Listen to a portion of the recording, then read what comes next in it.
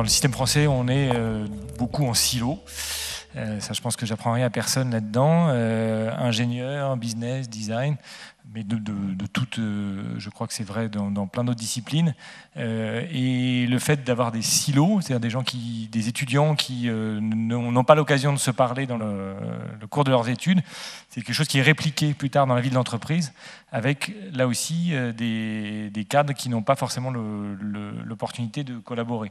Voilà, donc ça, le besoin était criant de collaboration, et on s'est inspiré de campus américains où la collaboration était plus facile que sur ce qu'on pouvait constater en France. On s'est inspiré de tout ça pour proposer une démarche qui, il y a 10 ans, je pense, était assez innovante, qui était à la fois d'être pluridisciplinaire, de rassembler des formations différentes, mais aussi d'être dans des démarches orientées utilisateurs avant tout. Grenoble est connu pour toutes ces compétences en recherche technologique, mais il faut savoir qu'il y a aussi une longue tradition d'innovation sociale dans la ville de Grenoble. Et de la même façon que dans des écoles, il peut y avoir cet aspect silo, à l'université, effectivement, les disciplines sont assez séparées.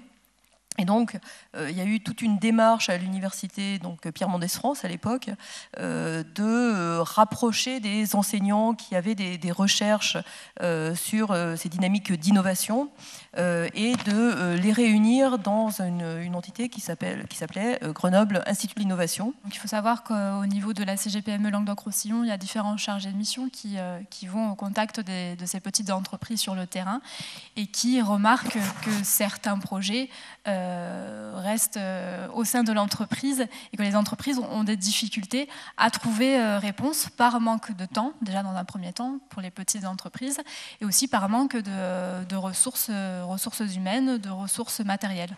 Donc dans un premier temps, c'était voilà, cette conclusion. On a des entreprises qui ont des projets, et de l'autre côté, des établissements scolaires qui ont du mal à se mettre dans des dynamiques de projet, à rencontrer l'entreprise, à valoriser les ressources matérielles et qui éprouvent ce besoin de rencontre avec l'entreprise. J'ai évoqué 3 dispositifs pour essayer d'être bref. Le plus ancien, c'est la filière entrepreneuriale en dernier semestre de cycle ingénieur qui existe depuis 15 ans. Ce dispositif, aujourd'hui, a donné naissance à une petite cinquantaine d'entreprises et ça a été identifié comme un besoin, finalement, un peu en avance de ce qu'on met en place avec les pôles pépites, c'est-à-dire de permettre à des étudiants avec une volonté entrepreneuriale de pouvoir être accompagnés pendant leurs études, pendant un semestre complet, et de pouvoir être accompagnés par d'autres étudiants. Donc on source des porteurs de projets, et on source des étudiants qui veulent être équipiers de porteurs de projets dans différentes disciplines de l'établissement. On a quand même pas mal d'enseignants qui sont un petit peu déstabilisés par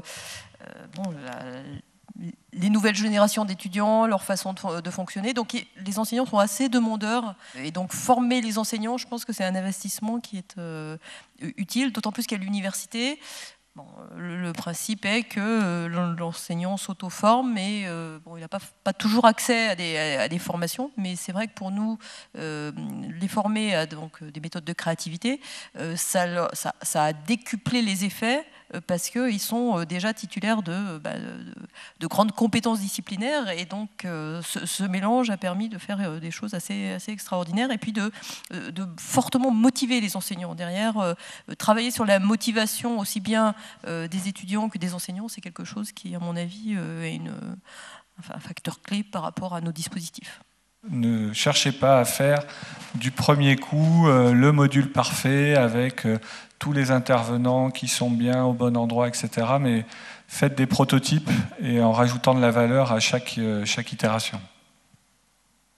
Je pense qu'on peut dire que ce n'est pas une science exacte et que tout ça est en construction. Et voilà, je n'ai pas de recette absolue à titre personnel là-dessus. Donc voilà, l'itération, elle est indispensable, je peux pas me dire.